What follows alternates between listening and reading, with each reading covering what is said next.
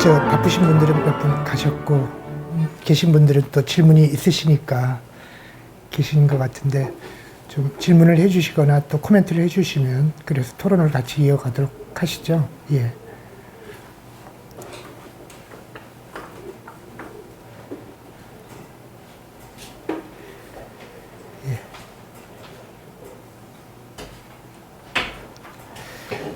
뭐 편하게 말씀하세요. 예. 뭐 비례제라고 하셔서 이렇게 시뮬레이션 하신 거 굉장히 신선하고 좀 재밌긴 한데 예. 근데 사실 저도 좀 개인적으로 궁금하긴 한데 예. 그러니까 기본소득이라는 게 어떻게 보면 뭐 중산층을 포함한 뭐 설계에 따라 다르지만 그렇죠, 물론. 80% 예. 이상 그 사람한테 도움이 되는 거고 예. 정치 구조에 상관없이 사실은 얼마든지 지금도 습득할 수 있는 그렇죠. 그런 게 되는 거잖아요. 예. 그리고 반대로 그 정치 세력 입장에서 보면 이런 아젠다를 들고 나와서 나한테 표를 달라라고 소구할 예. 수 있는 굉장히 중요한 포인트일 그렇죠. 수도 있고 예. 그럼에도 불구하고 잘 안 되는 이유가 안 되잖아요. 근데 예. 이게 그러면 뭐 그런 뭐 비례제라고 하시는 모델로 가면 무조건 되냐?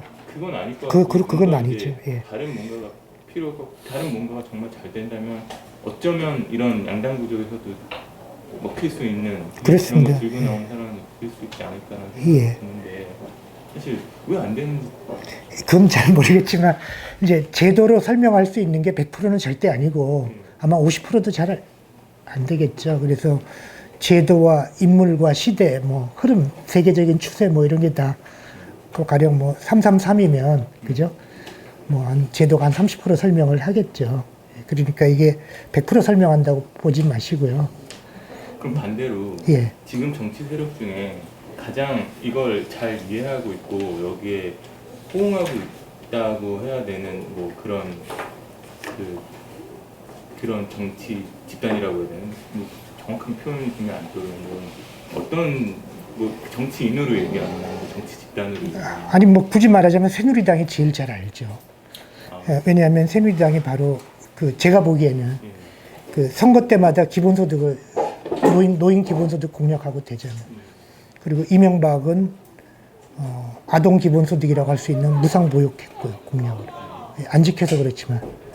근데 민주당은 오히려 잘 못했죠. 망설이다가 겁내고. 근데 새누리당은 과감하게 기본소득 공약을 하니까. 그러니까 사실은 기본소득의 부분적인 인구 집단에 대한 기본소득으로 보면 노인과 아동에 관한 공약은 나왔다가 깨지고 막 예산 떠넘기고 하지만 이미 남아있는 셈이죠. 그러니까 새누리당은 기본소득이 중산층, 그런 형태의 복지가 중산층까지 위한다는 걸 무상급식 이후에 처절하게 깨달은 거죠. 전 그렇게 봅니다. 그래서 무상급식 나와서 야당이 이기는 걸 보고 바로 이제 자기들은 무상보육 나왔고 이제 저쪽을 노인 기본소득 얘기했고 그렇게 보고요. 다만 이제 제도가 설명하는 제도와 인물이라는 건 정당의 어떤 정치력, 리더십 그런 걸 포함해서 또 시대적인 흐름이 있잖아요. 딴 나라가 다 하면 또 따라 하잖아요. 뭐 그런 게 한 333 된다면 어느 하나가 뛰어나면 되겠죠. 근데 제가 강조한 건 그냥 제도고요. 제도가 모든 걸 설명한다라고 이렇게 해석하면 좀 문제가 있겠죠. 예.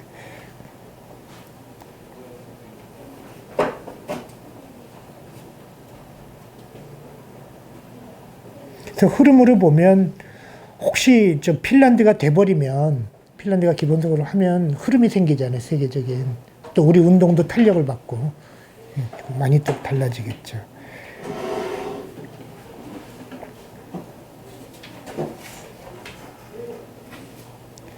제가 핀란드 이야기를 드린 거는 이제 핀란드 이번 총선이 끝났잖아요. 4월에 끝났는데 이제 기본소득 지지하는 의원이 한 55%좀 됐습니다. 당선자 중에서. 근데 이제 문제는 그 사람들이 정치력을 모아내는 게 또 문제죠. 또 공약을 지키는 게 문제고. 예. 그러면 예. 어찌 보면 기본소득이라고 부를 수 있는 이런 제도가 조금이라도 한 발짝 앞으로 나가고 전진하는 그런 관점에서 보면 새로운 어떤 그 우리가 흔히 좌파라고 불리는 정치 세력들이 이런 아젠다를 들고 나오는 것보다 그냥 어떻게 보면 이렇게 보수 일반 쪽에서요. 사람들한테 알린다고 해야 되나? 사람들한테 알려서 그냥 중산층이 이런 것들을 좀 더 이렇게 쉽게 접하고 이게 나한테 소득이 된다는 게 조금 더 체감이 되면 이게 어떤 정치적인 압박으로 오히려 새누리당 같은 쪽에 푸시가 되면 거기로부터 이렇게 한 발짝 나아가는 그런 게 우리나라에선 더 현실적일 수도 있는. 그게 세계적으로 그런 게 많아요. 그게 이제 보수 정치의 역설인데요. 이제 중대한 세계 민주주의나 어떤 좌파의 이상을 실현했던 몇 가지 중요한 제도지. 노동조합 합법화는 영국 보수당이 했고요. 예, 흑인 해방도 공화당이 했고요. 미국에서. 그래서 노동조합 합법화, 보편 선거권도 영국에서 아마 보수당이 입법을 마지막. 이게 어떻게 되냐면 흐름이 이제 진보 쪽에서 막 이 아젠다를 만들어서 중산층을 설득해서 국민적인 이슈가 돼요. 그러면 보수당이 딱 먼저 공약을 내가지고 따먹어, 집권하고 따먹고, 집권하고 따먹고. 뭐 그런 게 많습니다. 세계적으로. 예. 근데 그게 나쁜 건 아니고요. 우리가 그만큼 힘이 있었기 때문에 걔들이 이제 그렇게 마지막 확인을 해주는 거죠. 예, 그런 게 역설적으로 많이 있습니다. 중요한 어떤 진보를 보수당이 싹 흐름 보다가 잽싸게 이제 먼저 때리고 먼저 집권하고 그런 것들이 좀. 예. 30페이지 2040년대 2043년도 2561조 적립금이 예. 아, 2043년이네요. 예, 예. 그리고 이게 이제 우리 그 지금 현재 시가로 이저 주식시장 시가총액이 1,200억, 아까 1,100억이라고 그랬어요. 그건 2014년 말이에요. 지금은 좀 많이 올랐어요. 몇 개월 동안. 네, 뭐 예, 어쨌든. 맨날 변동되는 거겠죠. 예, 예, 예. 그 이제 뭐 주식을 전부 사버리고도 남을 돈인데요. 근데 이건 45년이니까요. 43년인가? 예. 근데 그 43년에 우리 GDP는 여기 나와요. 그 표 25요. 5,800조거든요. 예. 표 25에 5,800조인데 제일 끝칸이에요. 끝 열에 5,800조. 43년에. 근데 이게 예. 이 연금이 이렇게 요즘 이제 연금 그 논쟁이 있잖아요. 예. 여야 간에 이제 있고 그런데 우리 청년들이 제일 그 청년 계층들이 이 공적 연금에 대한 신뢰를 안 갖고 있고 그리고 이제 저희 집에도 보면은 그 사보험을 사연금보험이라고 그러나요? 그 같은 그런 걸 들고 있어요. 근데 그러면서 국민연금은 물어보니까 들면서 드시겠죠, 추가로. 이것도 들고 예. 직장을 이것도 드는데 그것도 더 드는 거예요. 예, 근데 그것도 아마 저희 엄마가 부추겼는지는 모르는데 하여튼 이 젊은 분들이 그런 거에 대한 어떤 이 저희가 이해나 아니면 이제 어떤 신뢰감이나 뭐 이런 게 이제 너무 부족한 거죠. 그렇죠. 맞습니다. 예. 요즘 그 연금 논쟁을 놓고 볼 때 제일 문제가 뭐 연금을 믿질 않으니까 공적연금을 예, 믿질 예. 않으니까 이게 지금 뭐 김현영 교수 같은 분 예. 그러더라고요. 예. 너무 답답해가지고 예. 반드시 50% 대체 소득 대체 50%가 예. 이번에 됐으면 좋겠는데 예. 어렵다는 거지. 예. 여론 뒷받침이 안 되니까. 그렇죠. 그래서 여야 합의가 지금 됐다는데 어떻게 되는지 모르겠고요. 원내대표끼리 어떻게 했다는데, 그건 막 발표 내일이면 알게 되겠죠. 근데 이제 국민연금 부분은 너무 작게 주죠. 너무 작게 받는데 지금 젊은 사람들은 소득 대체율 50%딱 하나가 이제 이렇게 보수 언론에서 속이는 게 있어요. 이제 그게 뭐 아시겠습니다만 그 소득 대체율 50% 하면 노인들 부양하기 위해서 젊은 사람이 세금 낸다. 그게 완전 거짓말이거든요. 그게 거짓말인 게 젊은 사람은 이미 노인들 부양하기 위해서 세금을 내게 돼 있어요, 지금. 그리고 근데 그건 법으로 그렇게 돼 있고요. 만약 적자가 나면. 근데 2065년까지는 국민연금이 플러스잖아요. 여기 보면. 그러면 지금부터 지금 노인들은 65년 때 되면 다 돌아가시잖아요. 지금 노인들은 자기 돈 가지고 연금 받는 거예요. 물론 이제 젊은 사람들이 적금을 내겠지만 뭐 복잡합니다만 근데 이제 공적 연금을 이제 젊은 사람만 40%로 깎인 거거든요. 지금 노인들은 60% 받다가 50으로 깎이고 2028년인가 되면서 40으로 깎이거든요. 젊은 사람들은 다 거기에 해당이 되는데 노인들은 이미 다 50이나 60에 해당돼요. 근데 이제 40에 해당되게 만들자는 건 젊은 애들 얘기예요. 그러니까 노인들은 이미 50이거든요. 그러니까 젊은 사람을 위해서 다시 50으로 올리자는 건데 지금이 40이 아니에요.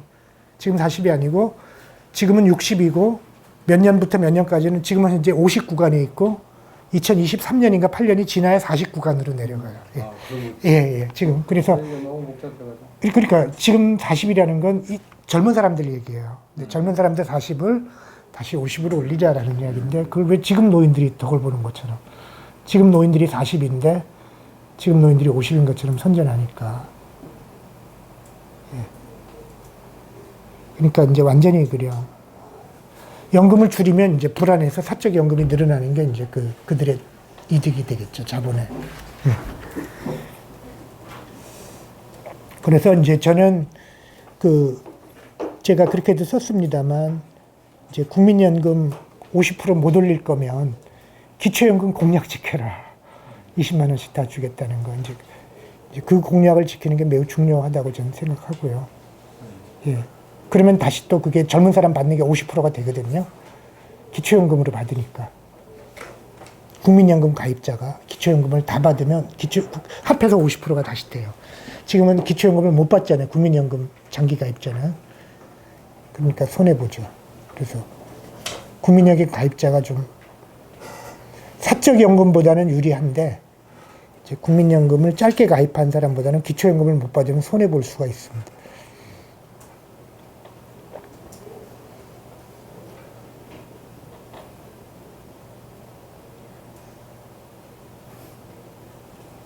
그리고 미가입자가 뭐 500만이 넘는 예. 국민연금. 예. 그리고 가입했다가 이제 실직하니까 그렇죠. 뭐 붙지 못하는 분들이 또 아마 그 숫자 정도 예.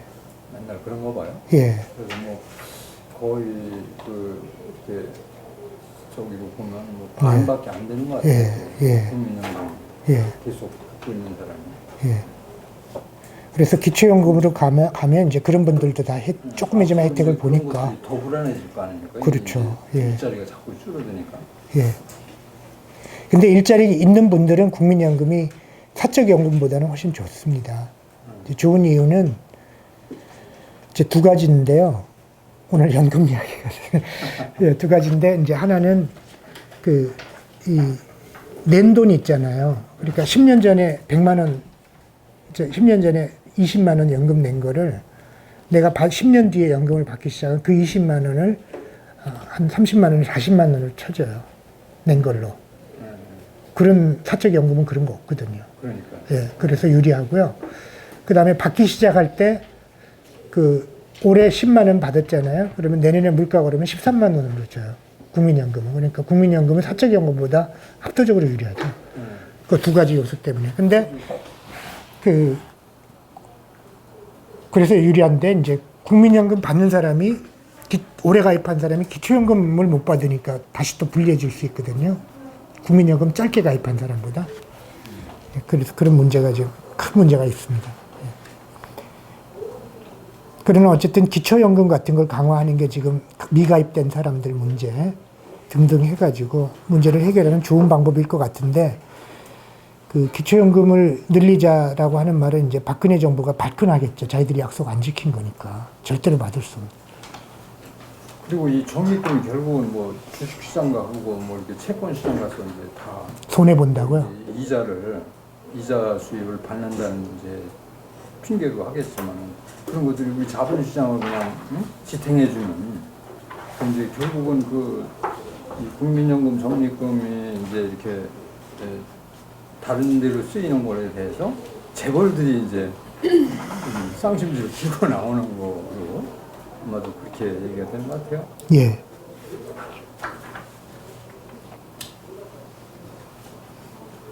예. 지금 제가 생각하기로는 이제 여기서 오늘 강의 시간에서 말씀하신 것처럼 경제적인 논리보다는 이제 정치적인 이슈가 가장 이 기본소득을 도입하는데 가장 중요한 이제 예. 문제라고 저도 생각이 들거든요. 예. 특히나 저희 현재 그러니까 과거 얼마 되지 않은 시점부터 뭐 앞으로 언제까지 이 기본소득이 될지는 잘 모르겠는 이런 정치 상황이잖아요. 예, 사실. 그렇죠. 그래서 뭐 빠른 시간 내에는 갑자기 정치 판도가 바뀔 것 같지도 않고 그렇다고 해서 뭐 영웅 같은 어떤 한 예. 정치인이 나와서 바꿀 것 같지는 않은데 예. 또 기본소득에 대한 컨셉도 지금 선진국도 대부분 지금 아직 도입된 곳이 많지도 않은 뿐더러 점점 그런 추세로 가고 있다고는 보여지지만 교수님께서 생각하시는 관점에서는 이게 어느 정도 기간 내에 그러니까 우리나라가 약간 그거에 조금 긍정적으로 대부분의 사람들이 이제 기본소득이라는 컨셉을 좀 이해하고 동의하고 정치인들도 지금 뭐 공약으로 냈다가 취소해버리고 막 이런 정도가 아니라 반드시 지켜야 되겠다고 하는 어떤 이제 기조로 바라볼 시점이 어느 정도가 될지 저는 궁금하거든요. 그까지는 잘 모르겠는데 하여간 앞당기는 게 과제다라는 생각은 들고요. 어떻게 앞당길 수 있을지를 노력을 하는데 하나는 그 세계적인 흐름이 좀 잘 받쳐주면 뭐 포데모스든 뭐 시리자든 핀란드든 받쳐주면 우리가 상당히 앞당길 수 있을 것 같고요. 뭐 그런 제도가 선거제도가 만약 비례제로 바뀐다면 절대로 그럴 리가 없겠지만 이 두 당이 그렇게 합의할 리가 없겠지만 그렇다면 좀 많이 빠르게 할 수 있고 뭐 그 좋은 인물이 좀 앞장서서 떠들어 준다면 좀 더 빨라질 수 있는데 뭐 지금 시점에서는 이제 말씀을 드려도 될지 모르겠는데 그 성남의 이재명 시장이 이제 청년 배당을 하겠다고 거의 결심을 했어요. 그래서 이번 5월 19일 날 저희 기본소득 국제학술대회 간단하게 하잖아요. 6월 19일, 20일 하는데 그때 와서 개막 인사를 하겠다고. 인사하겠다는 말은 인사말 중에 자기가 이제 청년들에게 대해서 하겠다라는 암시를 하거나 좀 더 언급을 세게 하거나 하겠죠. 하는 시기를 그쪽 정무팀이 이제 저한테 얘기해 준 걸로는 내년 기본소득 세계 대회 전에는 실시를 한다. 예. 그래서 뭐 한 19세에서부터 25세까지 얼마일지 모르지만 이제 그거는 거의 결심을 했습니다. 그쪽 정무팀 중에 반대하는 사람도 있는데 찬성하는 팀이 힘을 얻어서 이제 그렇게 하기로 했으니까 이재명 시장이 하게 되면 이제 조선일보하고 달려들어서 가만 안 놔두겠죠. 그러면 논쟁이 세게 붙겠죠. 그리고 좀 뭐 꼬꾸라지든지 더 확산되든지 하겠죠. 네, 녹색당도 지금 뭐 정책을 뭐 그렇죠. 녹색당도 큰 보탬이 되죠. 예. 그 강령이 아니라 정책으로 채택했으니까 큰 힘이 되고 녹색당이 활발하게 움직이시는 게 이제 돌아다니면서 계속 강연할 때마다 이렇게 하면 예, 많은 도움이 되죠. 예. 녹색당 같은 경우는 이제 한송이라고 듣는 비례대표제가 계획이 근데 이제 여기 근데 한석이라서 되면 좋은데 여기 미국에서 발의되는 기본소득 법안이 다 녹색 기본소득 법안이잖아요. 그러니까 녹색은 우파 정치인도 편하게 발의할 수 있잖아요. 그래서 원자력 문제만 좀 이렇게 관심을 가져도 예, 할 수 있는 정책이기 때문에 비례대표가 아주 이루어지고 참 중요한 것 같아요. 예. 그래서 선거제도 역사를 제가 다 읽지를 못했는데요. 조금 보니까 좌파들이 비례대표 운동을 엄청 열심히 했더라고요. 유럽에서. 네, 뉴질랜드. 예. 비례대표 도입시키려고. 예. 그 도입되던 시기에. 그래서 영국, 미국은 실패했고, 이제 유럽은 다 비례대표제가 이겨가지고, 비례대표제는 좌파의 음모가 맞아요. 조선일보에서 얘기하듯이. 진짜 그런 것 같아요. 스테이션에서 예. 그 투표한 거를 보면 예. 아마 다른 비례대표제 국가에 비교하면 한 30석을 얻을 숫자라고 그러더라고요. 근데 한 석밖에 못 얻었다고 그러죠. 예, 맞습니다. 그 29석이 그냥 날로 간 거죠. 예. 그러니까 이제 제가 시뮬레이션을 좀 해본 게 있거든요. 이제 해봤더니 이랬습니다. 그 17, 18, 19대만 보면요. 만약 똑같은 숫자로 그 독일식 비례대표제만 해, 독일식은 이제 지역선거도 있고 비례선거도 있고 이런 비례대표제거든요. 독일식 비례대표제만 하면 17, 18, 19 그게 의원 내각제였다면 의회에서 다 개혁 좌파, 개혁 진보 쪽이 집권이에요. 연합해서. 세 번 다 집권하는데, 두 번 집권하고 한 번 놓쳐요. 2대1로 집권하는데, 두 번 다, 민주당 단독 집권이 불가능해요. 그러니까 진보당하고 합쳐서 집권이에요. 그러니까 진보당 정치력이 세지죠. 훨씬 더 좋은 결과가 나왔을 텐데, 똑같은 투표를 가지고 이제 배분하는 것만 독일식으로 배분을 했어도, 세 번 중에 두 번을 집권해. 첫 번째는 도저히 안 되더라고요. 그 17은 뭐냐면 노무현 대통령 그때 망가지고 나서는 도무지 안 되지만 그 다음에 두 번인가가 이렇게 제가 좀 헷갈리네요. 어쨌든 그 정도로 그 제가 13대부터 민주화된 데부터 다 해봤거든요. 그거를 비례대로 만약 독일식 비례대표제였다면 해봤더니 딱 7대3이에요. 이 아이버슨 소스의 숫자로. 이렇게 중도파와 좌파가 연합해서 3분의 1을 집권했고, 우파가 3분의 1을, 중도파와 우파가 합쳐서 우파 쪽 정당이 두 개 있잖아요. 두세 개씩 있었어요. 걔들이 한 3분의 1 집권하는 식으로. 그러니까 이제 가난한 사람이 부자표를 찍는다라고 나무랄 게 아니라, 가난한 사람들이 찍은 표라도 잘 이렇게 의석으로 잘 만들어줬다면 비례적으로 만들어주기만 했더라도 훨씬 더 가난한 사람 쪽이 집권을 더 자주 했다. 이미 그런 결과가.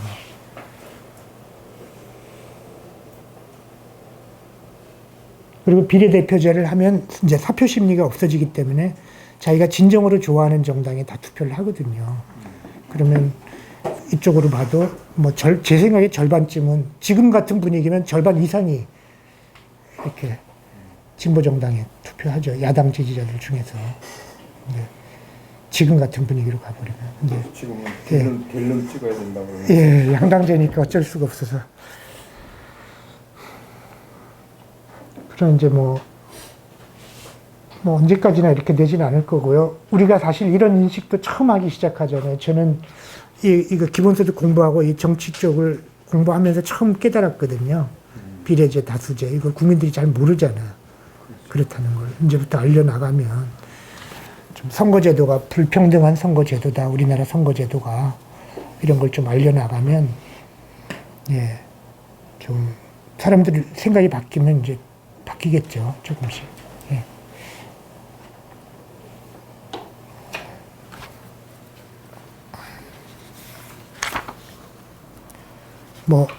어떻게 오늘 말씀이 너무 쓰시고, 그러면 어떻게 선거제도 말씀을 좀 더 드릴까요?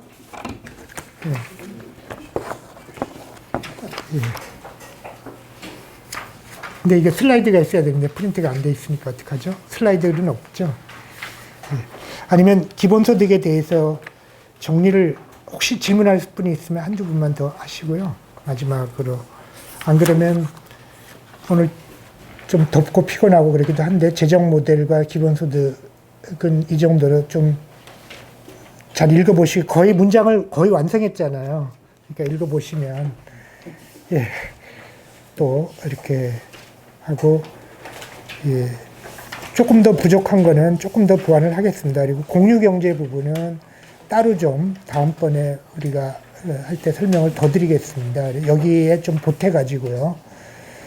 지난번에 셰플리 논문 한 것도 있고 그런 것들을 다 보태가지고 조금 더 이렇게 발표를 드리겠고요. 그러면 시간이 조금 남았나요? 거의 다 됐나요?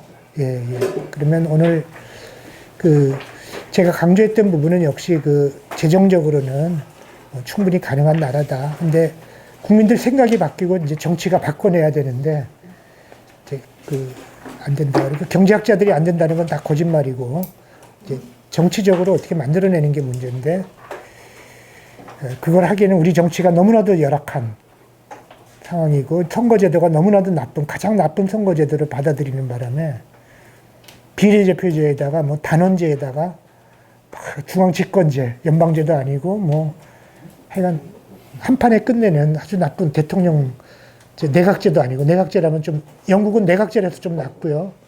양원제라서 좀 괜찮고 미국은 그래도 연방제라서 좀 낫고요.